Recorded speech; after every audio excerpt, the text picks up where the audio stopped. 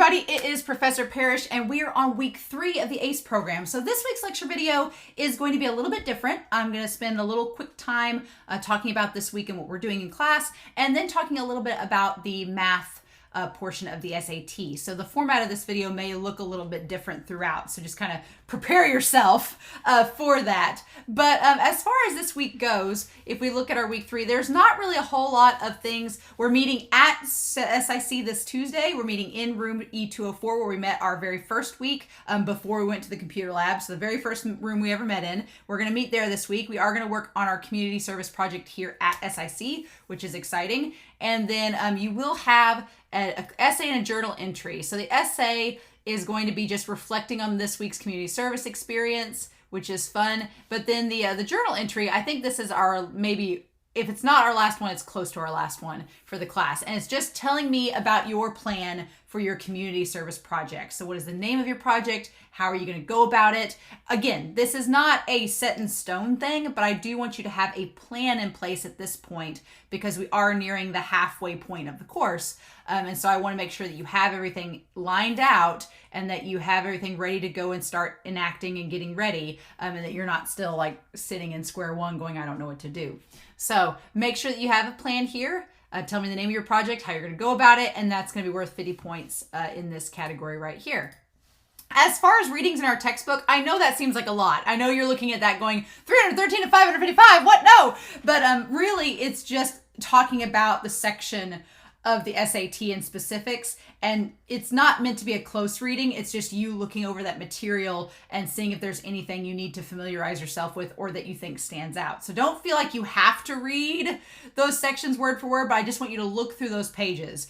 We have this upcoming week off. I know you guys have Labor Day off probably for school, where you have school Monday, so you got a little extra time.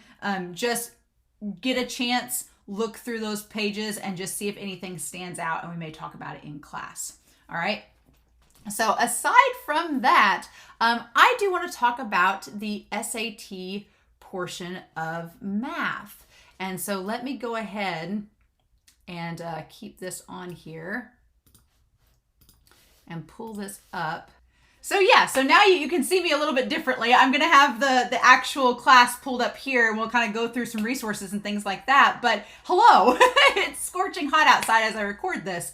But I want to talk with you all about the math portion of the SAT. So the SAT, as we've probably talked about at this point, as you've seen from the diagnostic, is separated into 4 different parts. You have your reading part, you have your writing and language portion, you have your math portion, and then there is an optional essay. It was not optional back in the day when I took it, but it is optional now. So as far as the math component, that's really what I want to talk with you all about today. So the math portion is a reflection on the math that you've learned in high school. So that's a good thing. The importance and purpose of the math portion of the SAT is to show that you have learned from your high school math class and are able to apply those skills in a problem-based format.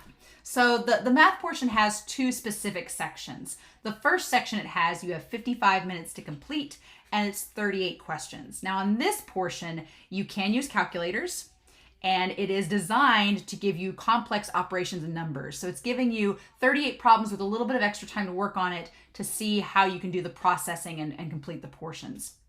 However, the second part of the math portion of the SAT is 25 minutes for 20 questions, meaning you have a lot less time per question, and there is no calculators. It is less focused on how you're getting the answer and more on the process of it.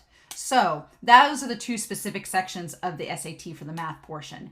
And honestly, about 45 questions on the math portion are all multiple choice. So if you're a multiple choice person, that is good. The other 13 are like more gridded response questions. They're on a grid, and you write out the different characters, integers, decimals, fractions on a grid format. So there's 13 of those questions.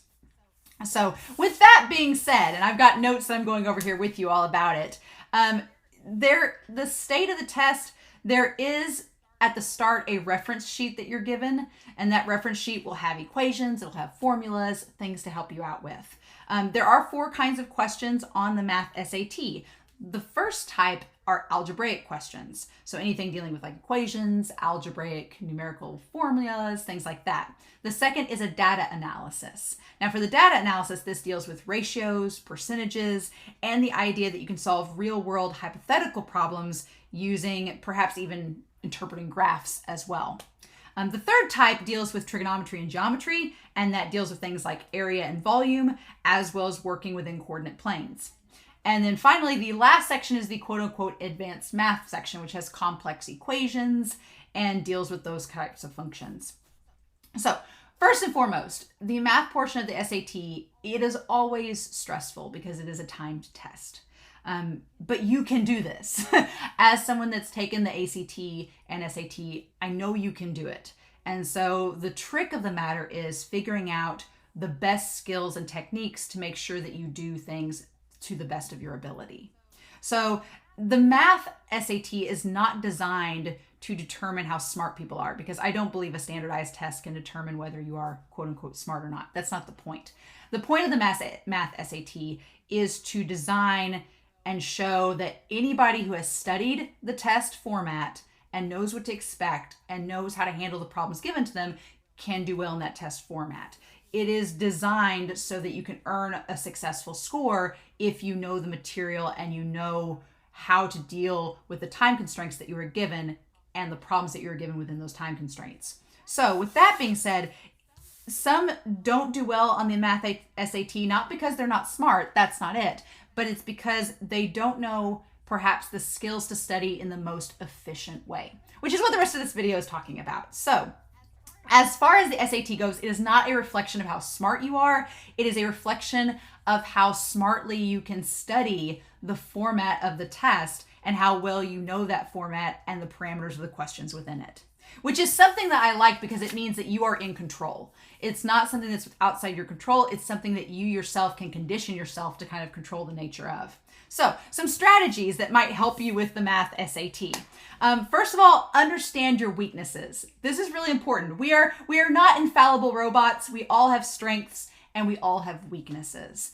And so the big thing is your weakness more in content base or in time management base? And that's a big difference. Some people are very comfortable with the foundation of the math that's given to them on the SAT. They're comfortable with the content area, but time management is hard. Like, you know the stuff, but it's just you're stressed because of the time and because you're given a limited amount of time to figure it out, which is very justifiable and understandable. The other thing is that the time constraints aren't the problem. It's that you're not sure about the content. So usually it's one of those two things. So with that being said, the very first thing you should do is take practice tests for the math section. And that seems so rudimentary. It seems so obvious. You're like, well, of course you take practice tests. But how many of us actually do those practice tests and really do them? So that the work that you put in is going to give you the efforts that you want. And that's what the SAT is designed for. It is designed to see you see the fruits of your labor. So the first thing is take a specific section of the math test as practice to try to figure out which you are. Is your weakness more dealing with time management, or is it more dealing with the content? And there's ways to test for this. So the very first and foremost thing is that when you do the practice test, don't just, like haphazardly do it and be like, oh, I'm just, taking a practice test. Treat it very seriously. Treat it like it's SAT day. You map out your time that you'll need. Map out that 55 minutes and 25 minutes and give yourself that time. And if you have to do it, like if it's raining on a Sunday or something, like Sunday night it's raining, you're like, I got nothing else to do. Instead of watching Netflix or Hulu, just do this practice test instead. And treat it seriously, like have a timer set up. Set your cell phone to a timer and treat it as if it is an actual SAT test. And as you go through, keep work until you run out of time. And like for the first part, if you get to 55 minutes and you've got all 38 questions done, kudos. If you get to the second part and you do all 20 questions in 25 minutes, kudos. But let's say you get to that second part and you're only 15 questions through and your 25 minutes is up. Make that note and then work through the rest of the problems and put a star by each of the ones that you hadn't finished in time, or also make a star by the ones that were difficult. And then when you go back, you're going to score yourself in two different ways. So the first way you're going to score yourself is to give yourself a grade on the SAT based on what you got done within the allotted time. So if you treated it like a serious SAT, how many questions did you get answered in that amount of time, and how'd you do? That would be your first score. That'll give you an idea of competency based where you're at. And then the second score is if you did go overtime and gave yourself extra time to answer the questions, what was your score based on when you got extra time to answer the questions? That's going to help you see what your weaknesses are, because if you scored less than a 700, even with the extra time, then your problem is within content-based learning. It's not the time management, it's that you don't understand the content maybe as well as you could have. But if you score over a 700 with the extra time, then it's not the content that's the problem. You know how to do the problems, it's time management. And so that's going to make a huge difference in knowing where your deficiencies are for the math SAT and what you need to practice more on. If it's content-based, then you can seek a math tutor, you can go through the math practice guides. On our page, which is what I want to show you all, I'm going to go to our homepage and kind of pull it up here, is that in our class resources, there are a math guide and workbook. There's the SAT Math for Dummies. These two math guides are going to be there for you to use as a free resource to try to get more practices out of the math and know what math is going to be on it. And if you need a tutor, you can always set up one through SIC, through your high school, if that's available to you, to see what you need help with. If it's peer mentoring, if you have a friend that's amazing at math. I'm an English major, so math was my worst grade on the ACT. It was my worst score. But I had a friend that was a pharmacy major, and she was really good at math, so I often got help from her. Like, peer mentoring is great. If your peers do well in the SAT, be like, okay, how do I do this? What is this? And see if they can sit down with you and help you, because it'll probably refresh their memory too and be beneficial for them too, especially if they're wanting a good score as well. But also practice within those time constraints. If you ever did multiplication tables in grade school for math, I don't know if you all still do those, but when I was in school, we had to do timed multiplication tables where you had to do 100 problems in like 10 minutes. And you just kept doing it over and over again until you finally got within that time frame. And it's a lot of work. But if you are serious and dedicated about getting that score that you want, I think that the rewards will come to you if you dedicate that time and practice to it. It's just a matter of how motivated you are and how much you really want it. And so you can do it. You can be ruthless about practicing, be ruthless about understanding the content and the materials, and be sure that you understand, most importantly, what did I get wrong? So go through the test and figure out what problems did I get incorrect, mark those problems, and figure out why did I get those incorrect. So there's 3 things you can do to help improve the content score. Be like, know what problems I got incorrectly, figure out why it was wrong, and then develop yourself a plan to help prevent that in the future, to help figure out, how do I solve this problem? Now that I know it's wrong and I know why it's incorrect, what do I need to do to get the right answer? And so yeah, it is a lot of proactive work as far as figuring out what works for you, but those steps will help you do better on the math SAT.